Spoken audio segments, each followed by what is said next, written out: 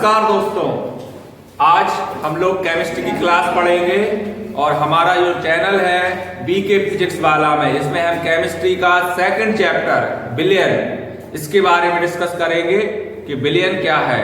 जैसा कि आपने बिलियन के बारे में पहले जाना है अपनी लोअर क्लासों में, 9th में भी 10th में भी शुरुआत से ही हम बिलियन को पढ़ते आ रहे हैं। तो बिलियन की एक्चुअल परिभाषा क्या होती है, बिलियन के बारे में हम देखेंगे कि बिलियन किसे कहते हैं। तो हमें सबसे पहले एक ही दिमाग में बात सेटअप होती कि हमने जो पढ़ के रखा है बिले और बिलायक के योग को क्या कहते हैं, बिलियन। लेकिन इसकी जो परिभाषा है यहाँ पर थोड़ी सी हम चेंज करके लिख रहे हैं। कैसी? दो या दो से अधिक पदार्थों का समांगी मिश्रण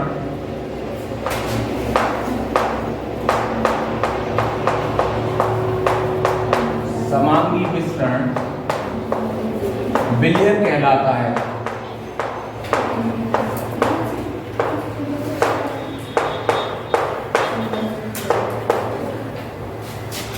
हमने जानी कि परिभाषा किससे बनी है, दो या दो से अधिक पदार्थों के समांगी मिश्रण को क्या कहते हैं, बिलियन। अब यहां पर ये बात आती है समांगी किसको कहते हैं। जैसे मान के चलो बिलियन का हम फॉर एग्जाम्पल लें शरबत कैसे बना होगा, उसमें पानी होगा, शक्कर और नमक। मतलब जो चीज हमने मिलाई है उसमें वो क्या है, बिले, और जिसमें मिलाई गई है वो है बिलायक।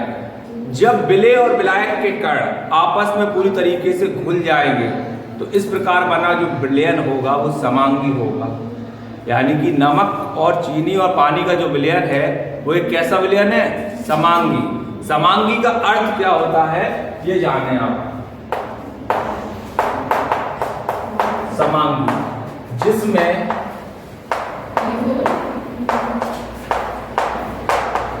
संघटक एक समान हो,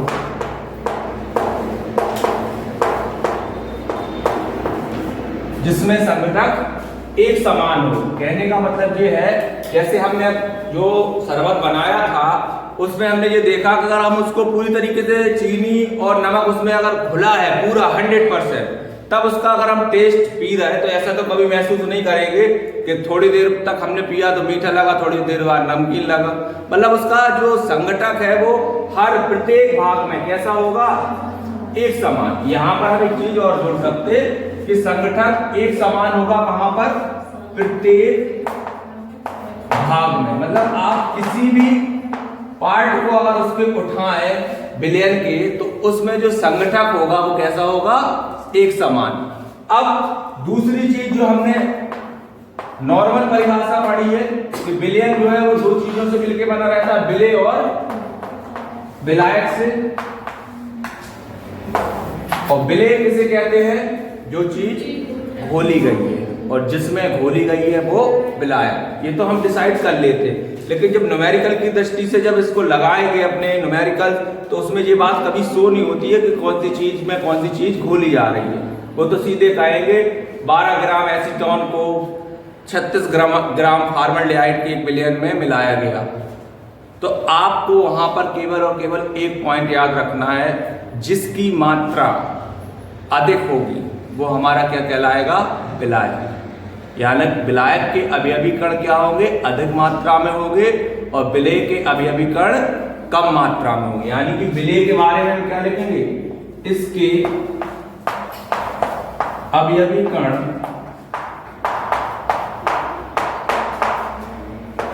कम मात्रा में होंगे,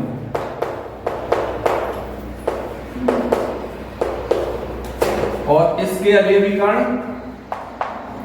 यानी कि हम जब भी न्यूमेरिकल लगाएं जो अधिक दिया होगा वो क्या मानेंगे हम उसको, बिलायक, और जो चीज कम दी गई होगी उसको क्या मानेंगे, बिले। मात्रा के हिसाब से, घोलने के हिसाब से तो अपन समझ गए जो चीज घोली गई, लेकिन अब दूसरा डिसाइड अपन बिले और बिलायक में कौन सा करेंगे, मात्रा के हिसाब से। इसमें अवयवी कण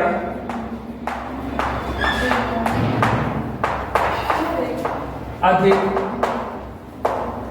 मात्रा में होंगे।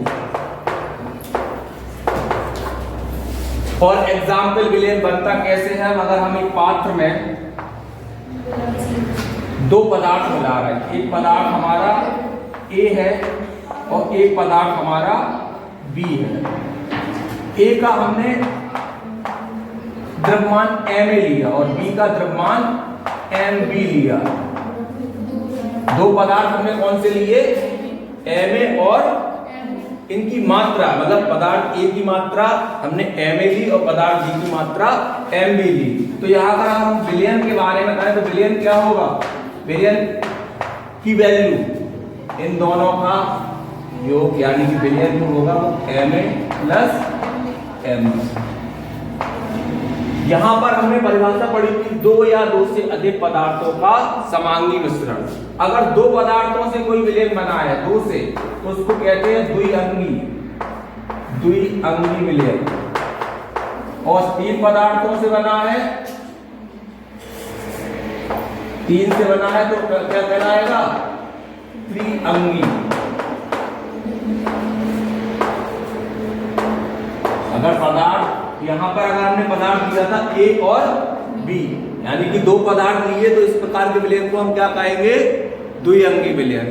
अब ये सारी चीजें जब हमने पढ़ ली तो इनकी सबसे मेन पॉइंट जो यहां पर आती है विलयन में, किसी भी विलयन के लिए हम किसको पढ़ते हैं, उसकी सांद्रता के लिए।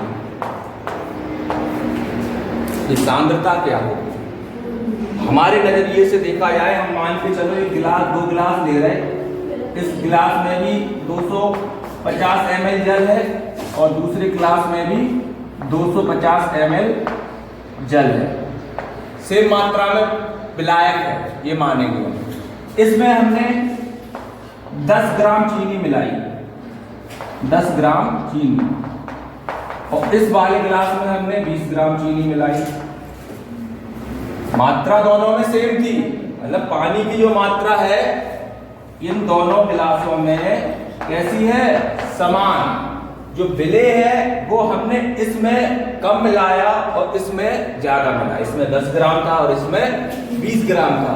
तो ओवरऑल जब हम अपने नजरिए से बात करें तो इसको हम कहेंगे, जैसे हम अपने शब्दों में कहते गाढ़ा और पतला। अगर इसके बारे में बात करें तो हम इसको कहेंगे पतला है, यानी अपनी लैंग्वेज में कहेंगे कम मीठा होगा, ये अधिक मीठा होगा। लेकिन अब केमिस्ट्री इस बात को स्वीकार नहीं करती कि हम उसको मीठा और पतला या गाढ़ा कहें।